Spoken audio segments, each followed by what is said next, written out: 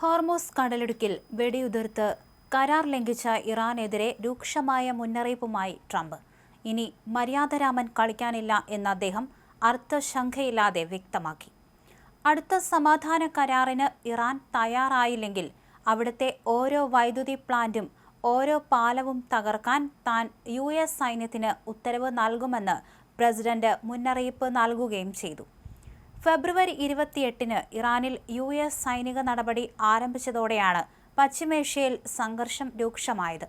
ഇതിനിടെ സംഘർഷം പരിഹരിക്കുന്നതിനുള്ള ചർച്ചകൾക്കായി ട്രംപ് തന്റെ പ്രതിനിധികളെ പാകിസ്ഥാനിലേക്ക് അയച്ചിട്ടുണ്ട്.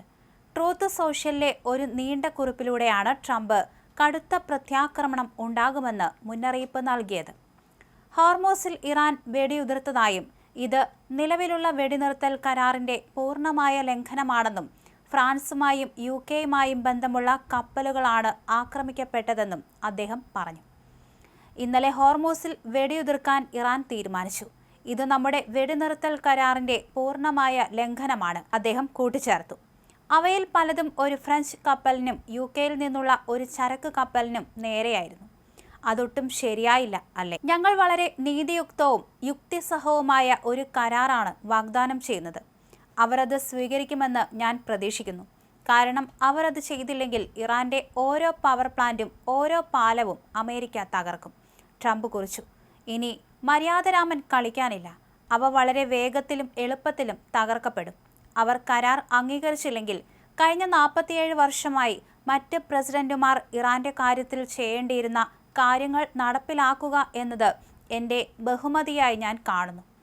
ഇറാന്റെ ഈ കൊലയാളി യന്ത്രം അവസാനിപ്പിക്കേണ്ട സമയമായിരിക്കുന്നു. ബുധനാഴ്ച വെടിനിർത്തൽ കാലാവധി അവസാനിക്കാനിരിക്കെ തിങ്കളാഴ്ച ഇസ്ലാമാബാദിൽ നടക്കുന്ന അടുത്ത ഘട്ട ചർച്ചകളിൽ ഏതൊക്കെ അമേരിക്കൻ പ്രതിനിധികളാകും പങ്കെടുക്കുക എന്ന കാര്യത്തിൽ അവ്യക്തത തുടരുകയാണ്. അതേസമയം ഇറാനിയൻ തുറമുഖങ്ങൾക്ക് മേൽ അമേരിക്ക ഏർപ്പെടുത്തിയ ഉപരോധം പിൻവലിക്കാത്ത പക്ഷം ഹോർമൂസ് കടലിടുക്കിലൂടെയുള്ള കപ്പൽ ഗതാഗതം തടയുമെന്ന നിലപാടിൽ ഇറാൻ ഉറച്ചു നിൽക്കുന്നു. വെടിനിർത്തൽ നീട്ടുന്നതിനായി മധ്യസ്ഥർ കഠിന ശ്രമം നടത്തുന്നതിനിടയിലാണ് ഇറാന്റെ ഈ നീക്കം. ഇരുപക്ഷവും തുടരുന്ന ഉപരോധങ്ങൾ പാകിസ്ഥാന്റെ നേതൃത്വത്തിലുള്ള ചർച്ചകളെ സങ്കീർണമാക്കിയിരിക്കുകയാണ്. 2 ആഴ്ചത്തെ വെടിനിർത്തൽ നീട്ടാനാകുമോ എന്ന കാര്യത്തിലും ഇപ്പോൾ ആശങ്കയുണ്ട്. ഞങ്ങൾക്ക് സാധിക്കാത്ത സാഹചര്യത്തിൽ മറ്റുള്ളവർക്ക് ഹോർമൂസ് കടലിടുക്കിലൂടെ കടന്നു പോകുന്നത് അസാധ്യമാണ്. ശനിയാഴ്ച രാത്രി ടെലിവിഷൻ അഭിമുഖത്തിൽ Iranian parliament speaker Mohammad Bagher Ghalibaf പറഞ്ഞു. അമേരിക്കയുമായുള്ള ചർച്ചകളിൽ ഇറാന്റെ മുഖ്യ മധ്യസ്ഥർ കൂടിയായ ഗാലിബാഫ് US ഉപരോധത്തെ അജ്ഞതയിൽ നിന്നുള്ള ബാലിശമായ തീരുമാനം എന്ന് വിമർശിച്ചു.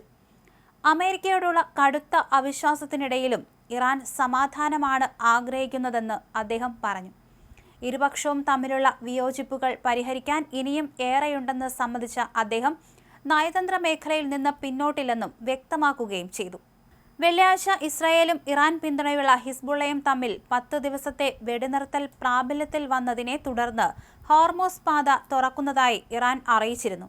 എന്നാൽ ഇറാൻ കരാറിലെത്തുന്നതുവരെ തുറമുഖ ഉപരോധം പൂർണ്ണമായി തുടരുമെന്ന് അമേരിക്കൻ പ്രസിഡന്റ് ഡൊണാൾഡ് ട്രംപ് പ്രഖ്യാപിച്ചതോടെ കടലിടുക്കിലെ നിയന്ത്രണങ്ങൾ തുടരുമെന്ന് ഇറാനും അറിയിച്ചു. ശനിയാഴ്ച കപ്പൽ ഗതാഗതത്തിൽ ചെറിയ തോതിലുള്ള ഉണർവുണ്ടായെങ്കിലും പേർഷ്യൻ ഗൾഫിലെ കപ്പലുകൾ നിലവിൽ യാത്ര തുടരാതെ ഒരേ സ്ഥാനത്ത് തുടരുകയാണ്.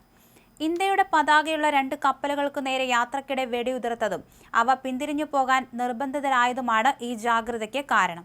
കപ്പലുകൾ പിൻവാങ്ങിയതോടെ ലോകത്തെ എണ്ണ വ്യാപാരത്തിന്റെ 1/5 കടന്നുപോകുന്ന ഹോർമൂസ് ഇടുക്ക് വെടിനിർത്തലിന് മുൻപുള്ള അവസ്ഥയിലേക്ക് തന്നെ തിരിച്ചെത്തിയിരിക്കുകയാണ്. ഇത് ആഗോള ഊർജ്ജ പ്രതിസന്ധി രൂക്ഷമാക്കാനും ഇരുപക്ഷവും വീണ്ടും ഒരു യുദ്ധത്തിലേക്ക് നീങ്ങാനും കാരണമായേക്കും.